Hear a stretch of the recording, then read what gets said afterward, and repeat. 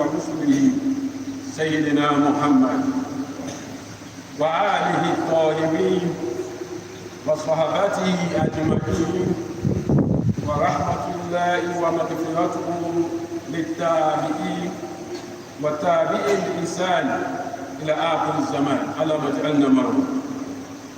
وبعد، فيا عباد الله، إن خطبتنا اليوم على التقويم والألوهية. التقويم كما نعرف هو النظام عد الزمان لحساب تواريخ الأيام، وكذلك تنظيمها لأغراض اجتماعية أو دينية أو تجارية أو إدارية.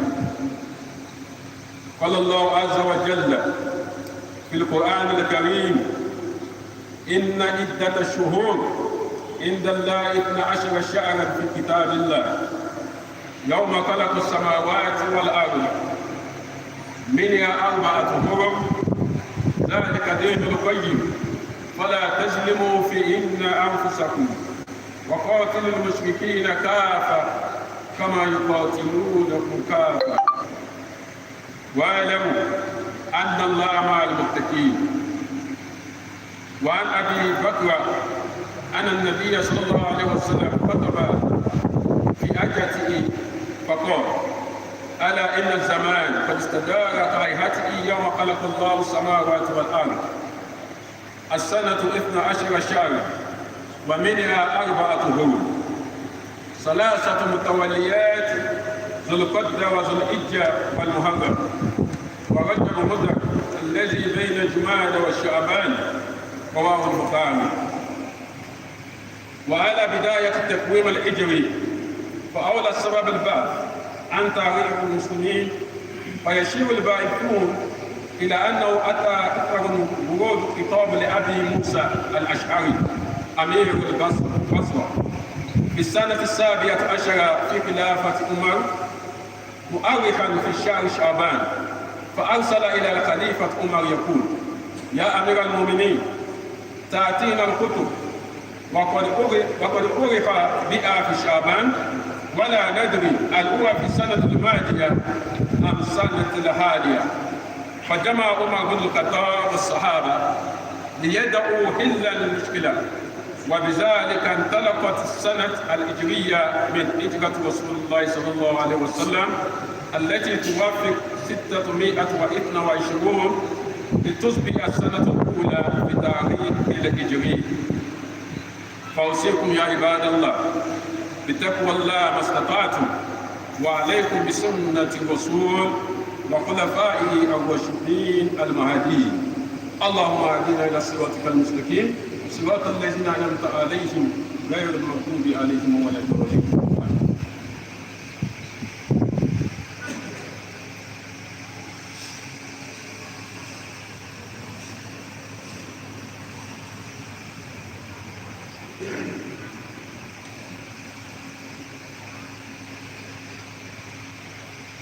الحمد لله رب العالمين، ثم الصلاة والسلام على المبعوث رحمة للعالمين.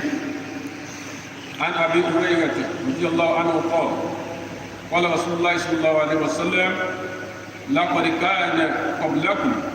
لقد كان فيما قبلكم من الأمم ناس محدثون من غير أن يكونوا أنبياء، فإن يكن في أمة أحد فإنه عمر. رواه البخاري. وصلى الله تعالى على نبينا محمد وعلى آله وأصحابه وتابعين بإحسان إلى يوم الدين. We give thanks to Almighty Allah. We praise Allah, the cherisher and sustainer of the world. He is Ilah al-Awwalin wal-Akhirin, the God of the ancient and the God of the latest creatures.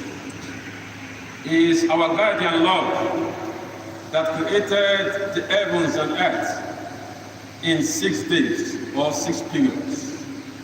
Then he established himself over the throne in the way that it suits his majesty. The sun, the moon, the stars are all governed under his law. They are all under his control, under his command. أَلَا لَهُ الْخَلْقُ. Is it not his to create? وَالْأَمْرُ, and it's for him to govern what he has created. He brings about the day and it exchanges it with the night. He brings about the seasons of the year, one after the other. How the days turn into weeks, how the weeks turn into months, and the month in turn makes the year, all are under his control. Tabarakallahu Rabbul Alameen. Blessed is Allah, the cherisher and sustainer of the world. We ask for the peace and blessings of Allah, His mercies and benediction upon the best of creatures and the last, the seed of prophets and apostles, messenger, Sayyidina Muhammad, our leader Muhammad. May this benediction extend from him to the members of his families that are virtuous, the entire virtuous household, the entire companions, and those who follow the Prophet, and the followers of the Prophet, unto the end of time. May Allah subhanahu wa ta'ala make us among the followers. Having done that, O servants of Allah, our khutbah today will be centered upon the topic calendars and divinity. As we already know, what the calendar implies, it implies the marking or the counting or the organization of time and period which accounts for the dates of the days in which societal and religious activities are fixed or regulated or organized. So in other words, simply put, geographically, it means the time it takes the earth to make one revolution around the sun. That is what makes the year according to geography. And when we talk about the day, it is the length of time it takes the earth to rotate fully on its axis, which means the earth exhibits two different motions. So one, it rotates round its axis to turn different parts of its side to the sun, thereby bringing day and night. And as it does that, as it rotates down its axis this way, it also at the same time revolves around the sun to bring about a year. So the time it takes it to rotate down this axis is what makes up the day. And the time it takes to make it revolve around the sun, it will bring about the season of the year and brings a complete year. There are different measurements of time that is referred to as calendars today. Just that only a few are famous now. We still have more than about 20 types of calendars, although most are no longer in use. Some of them are the Julian calendar. Some of them, part of them is the Hindu calendar. We also have the Buddhist calendar, the Japanese calendar, the Chinese calendar, the Hebrew calendar, the Zoroastrian calendar, the Cappadocian calendar, then one that is formerly used in most parts of the world, the Gregorian calendar, and of course we have the Egyptian calendar. Our emphasis here is that brothers and sisters in Islam should know that all these over 20 calendars are not divine regulators of man and his activities. We should not attach any divinity to it because they are all man-made. So for this reason, we say they are not divine regulators of man and his activities on earth. While the person here is bothered that the year is coming to an end tomorrow and is lamenting that he has not achieved the success he has planned to achieve for the year, to some other people in other parts of the world, they are less concerned about this because calendars do not begin and end at the same time. All these examples of calendars I have mentioned start at different time and end at different time. So some people in the other parts of the world are not even, they don't even know that the year is about to come to an end tomorrow. Even Islamically, we are just entering into the 6th month of the Hijri calendar, which is Jumada Thani. Today is the 6th of the 6th month of Jumada Thani, according to the Hijri calendar. So we are nowhere near the end of the year. So, the 31st December is certainly not the end of the year for everyone on earth. Neither is the 1st of January the beginning of the year for everyone. We have to emphasize on this because if you have noticed that it is always in the ember months, once you get into October, November, September, October, November, December month, that is when crime is on the increase. Crime becomes rampant. Armed robbery, kidnapping, assassination, ritual killing, and so on and so forth. Because everybody thinks it's getting too late. I have not achieved what I'm supposed to achieve this year. Not only that it is divine connected. It's just a man like you that measure that time. Even the one that is famous, that is in use today, that is formerly used today, it will interest you to know that the Gregorian calendar initially consists 10 months, beginning from March, not even January. For you to know that it's man-made. Had it been it was divine, we wouldn't have had these shortcomings or errors in it. Initially, the Gregorian calendar was 10 months, and it began with March. We should go and browse it and check. And it ends in December, being the 10th month, December being the 10th month, as the name implies. If you take it from September, September was derived from the Latin word septem, and septem means the 7th, meaning the 7th month, unlike what we have today. October is from the Latin word octo, meaning 8th month. November is from the Latin word novem, meaning the 9th month. And December is the Latin word December, meaning the 10th month. Unlike what we have today, that is the 12th month. For you to note that the error still persists till today. So it was when these Romans, that was how it was during the Roman Empire. So, empire then. It was when this man began to deal with the Arab merchants that they discovered, as the Quran has emphasized in Surah At-Tawbah, verse 67, where Allah says that, I think verse 36, where Allah says that Inna iddata shuhur inda Allah isna ashara shahra. The Arabs have come to realize the accuracy of the measurement of time from the Quran, where Allah subhanahu wa ta'ala says that certainly the number of months in a year is 12. And when these Romans started dealing with the Arab merchants, they discovered that with the Arabs it is 12, while the Arabs are 10. And they discovered that the Arabs are accurate with their measurement. Because before the season of the year, we have to start repeating itself, it will take 12 months. So they decided to add 2 more months to theirs.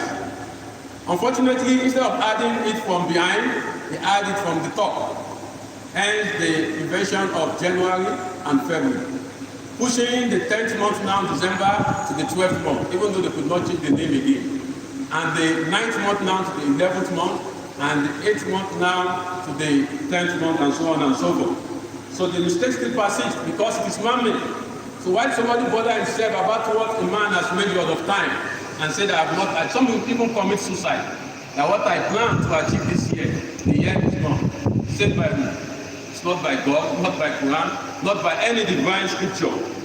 So the one that we can say is divine is the Hijri calendar, and I will come to tell us why. So Allah says that the accurate calculation of time of the number of months in the year is 12 months, as recorded in the register of Allah, since the day He created the heavens and earth. It's not like the Romans that they later discovered that they made an error. They have to correct it. It has been like that since Allah created the heavens and earth. It's only man that is prone to error, not Allah. And Allah says, of these ones, Arba'atu Hurum, that 4 are sacred. Zalika dinul qayyim. Some of our Muslim brothers and sisters will say, if you ask them, do you know what the Islamic day today is? Say, what do they care? As long as it is not Ramadan. So most of us only care for Ramadan. Most of us only know Ramadan in the Islamic calendar. Nothing else.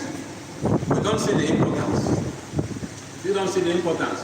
How will you calculate? Because this month, just like Allah subhanahu wa ta'ala mentioned in Surah Al-Baqarah verse 189, that يَسْأَلُونَكَ عَنِ الْأَهِلَّةِ قُلْ هِيَ مَوَاقِتُ لِلنَّاسِ وَالْحَجِّ. They ask you about the new moon, that is the crescent.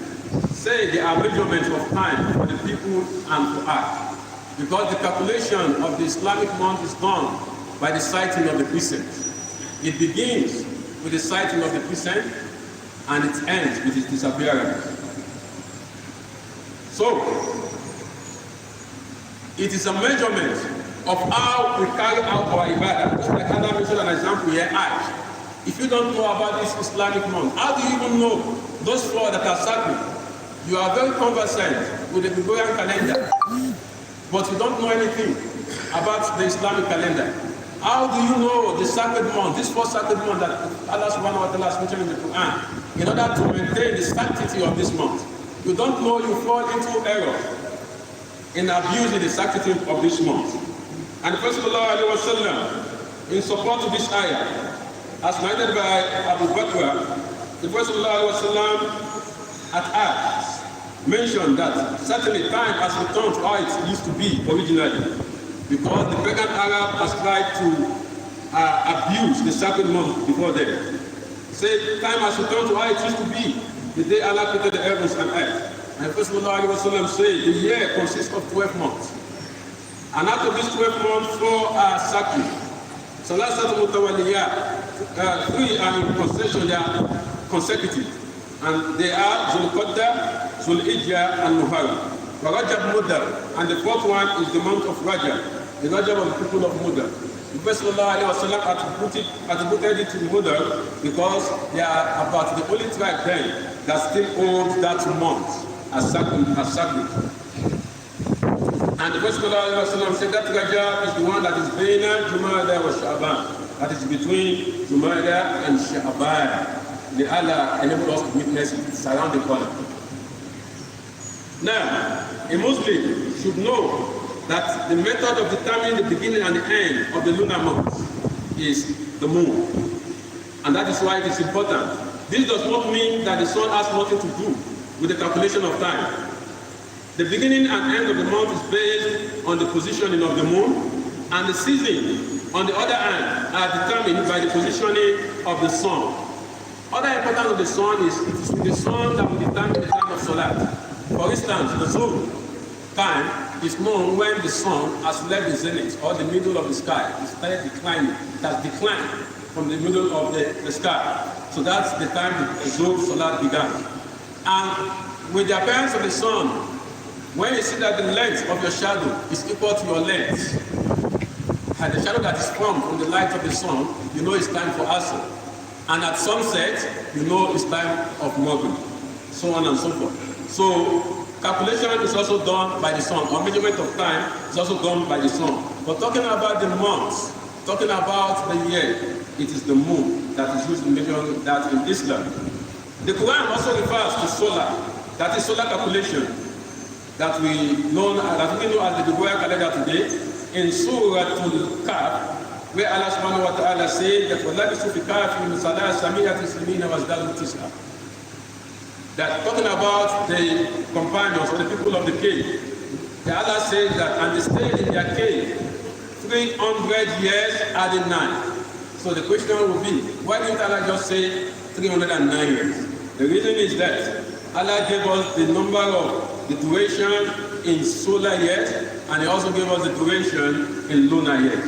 Meaning that they stayed in their cave 300 solar years and added 9 for lunar years. So if you have to calculate it by the moon, that means they spent 309 years. But by the sun, they spent 300 years.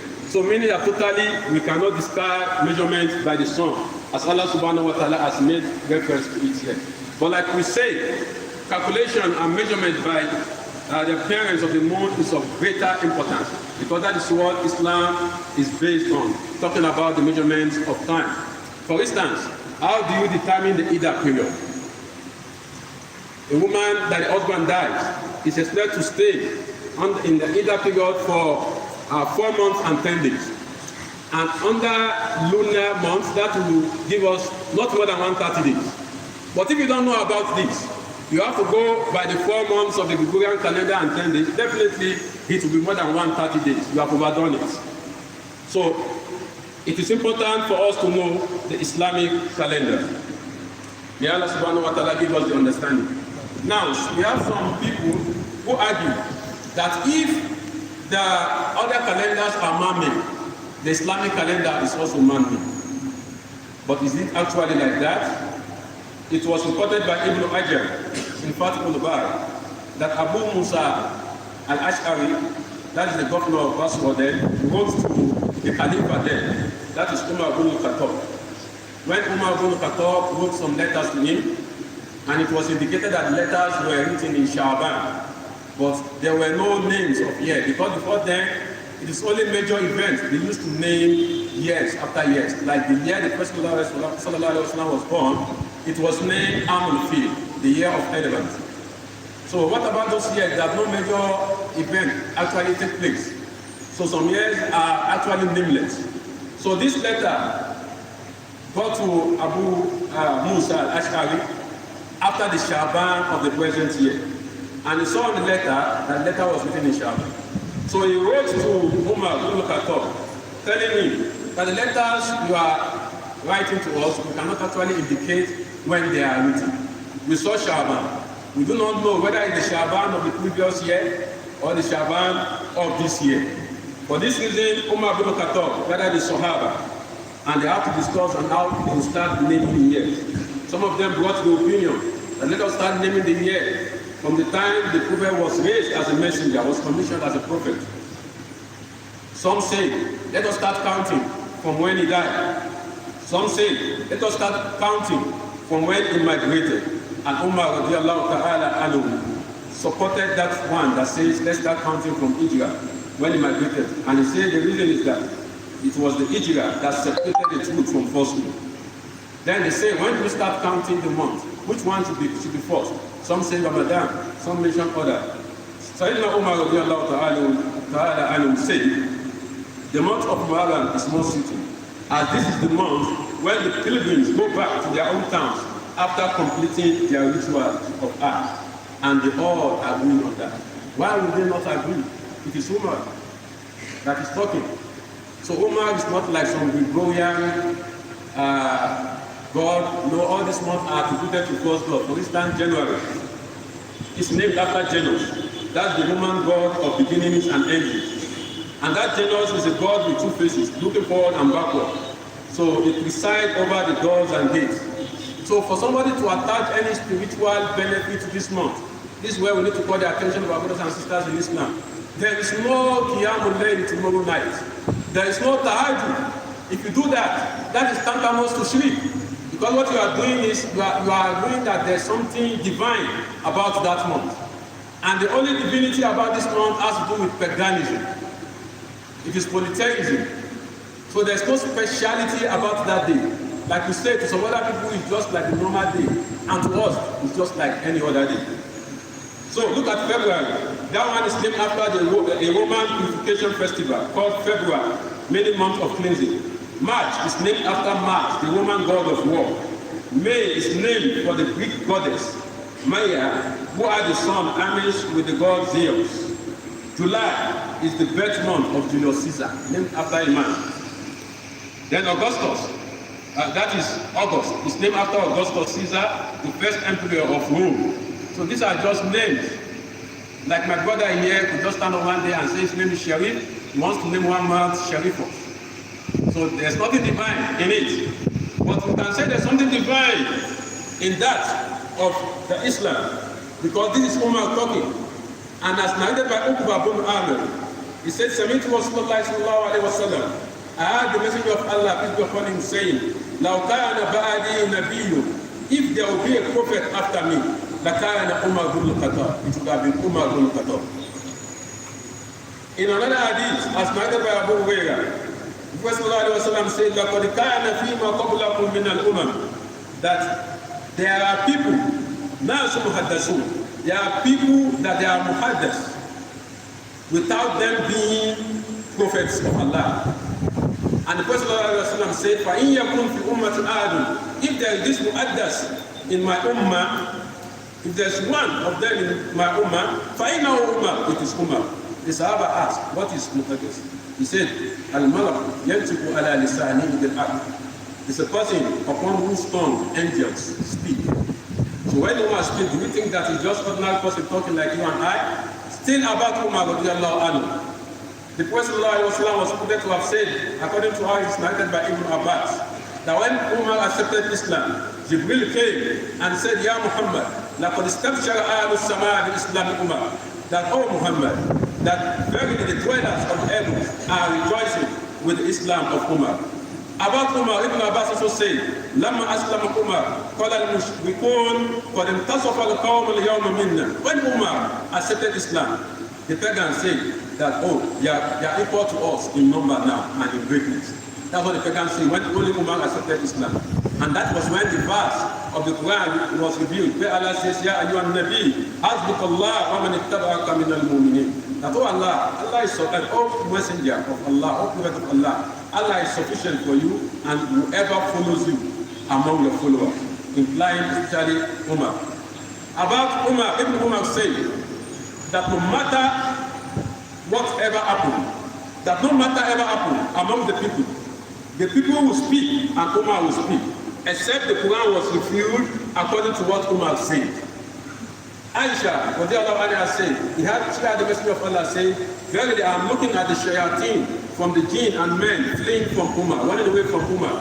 Abu Dhar said, verily Allah has placed the truth on the tongue of Umar by which he speaks. Ibn Abbas said, the Prophet peace be upon him said, there is no angel in the heaven except that it venerates Umar, and there is no shaitan in the world except that it runs away from Umar. Abu Hurairah said, verily Allah, according to what the Messenger of Allah peace be upon him said, that on the day of Arafah, verily Allah boasts about the people of Arafah in general and about Umar specifically. So Umar is not just like any other person. In another hadith, Fadl ibn Abbas said, the Messenger of Allah said, the truth after me is with Umar ibn al-Khattab, wherever he is. The Prophet also said, verily Shaitan does not meet Umar since he accepted Islam, except that he falls on his face. In another narration, he says, Umar follows a path. When Umar follows a path, Shaitan follows another path. He can never follow the path that Umar followed. Ubayd ibn Ka'ab said, Jibril said to me, according to what the Prophet said, that Jibril said to him, that Islam will breathe upon the death of Umar. Lastly, Umar radiallahu ta'ala anhu said, there are some things statement have said that the Quran has come to confirm. That's why when Umar speaks, the Prophet sallallahu alayhi wa sallam is not in a hurry to respond, because he knows Allah will repeat the verse, it's not about Umar. For instance, Umar said, قُلْتُ يَا رَسُولَ اللَّهِ لَوْ أَمَّرْتَ نِسَاءَكَ أَنْ يَحْتَجِبْنَا. I said, why don't you just command your wives to start observing the hijab? Immediately Allah sent down فَنَزَلَتْ آيَةُ الْحِجَابِ. Allah sent the ayah of hijab down, according to what Umar said. In another place, Umar said, لَوْ تَخَذْنَا مِنْ مَقَامِ إِبْرَاهِيمَ مُصَلَّى. How I wish we take Maqam Ibrahim as a place where we observe Nafila. Immediately, Allah revealed the verse, وَتَجِزُ مِنْ مَقَامِ إِبْرَاهِيمَ مُصَلَّى. Take Maqam Ibrahim as a place where you observe Nafila. Lastly, he said, there are many other ones, I just took these three. He said, addressing the wives of the Prophet when they ganged up against him, he said, أَسَى رَبُّهُ إِنْ طَلَقَكُنَّ أَنْ يُبَدِّلَهُ أَزْوَاجًا خَيْرًا مِنْكُنَّ. And Allah revealed the verse according to what Umar said. So we can see some attributes of divinity in our Islamic calendar due to the personality of Umar radiallahu ta'ala anhu. May Allah subhanahu wa ta'ala continue to give us the understanding of Islam. May Allah never misguide any one of us. أيها الناس إن الله يأمر بالعدل والإحسان وإيتاء ذي القربى وينهى عن الفحشاء والمنكر والبغي يعظكم لعلكم تذكرون. Starting from our Chief Imam, Sheikh Fuad, and all the righteous members of the earth. May Allah continue to support and strengthen them. May Allah accept the dua of every one of us that are here today for the Salat al-Jum'ah. سبحانك اللهم وبحمدك نشهد ان لا اله الا انت نستغفرك ونتوب اليك واقم دعوانا الحمد لله رب العالمين قم الى صلاتكم.